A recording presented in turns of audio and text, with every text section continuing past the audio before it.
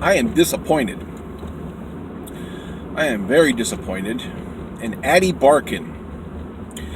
Ady Barkan is a Medicare for All advocate in the progressive movement.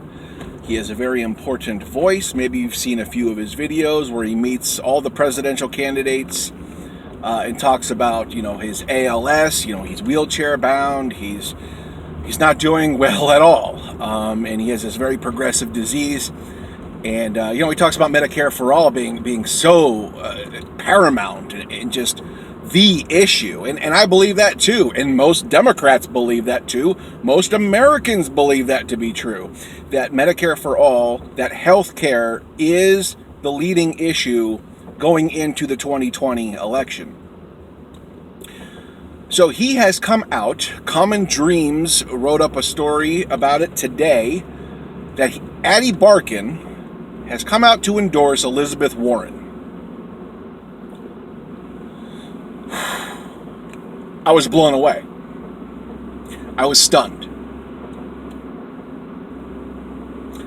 For somebody who does not have time on their side, they are endorsing somebody who has been a notorious flip-flopper on Medicare for All legislation since I can remember. She's with Bernie one week, she's a public option the next week, she's an ACA reboot the next. Whichever way the wind is blowing, that's where Elizabeth Warren's priorities are. Whatever the political winds wants, she's just a player in the game. So for Ady Barkan, a very prominent voice in the progressive community, to make this endorsement, it doesn't look good. It's not a good look. And it just, on its face, it looks fraudulent. Because even if you're not a Bernie Sanders supporter like I am, you know that Bernie Sanders has been dedicated to universal health care since he became a politician literally decades ago. 30, 40 years ago. You'll see videos from the 80s and the 90s too, just him in Congress going to bat for nationalized health care, for universal health care programs, when nobody was doing it. No matter who you are and who you're supporting in this primary, you do know and realize that Bernie Sanders is the candidate who has the strongest background, the strongest will, the most political and moral integrity to pass Medicare for All. I don't care who you are. That is a fact.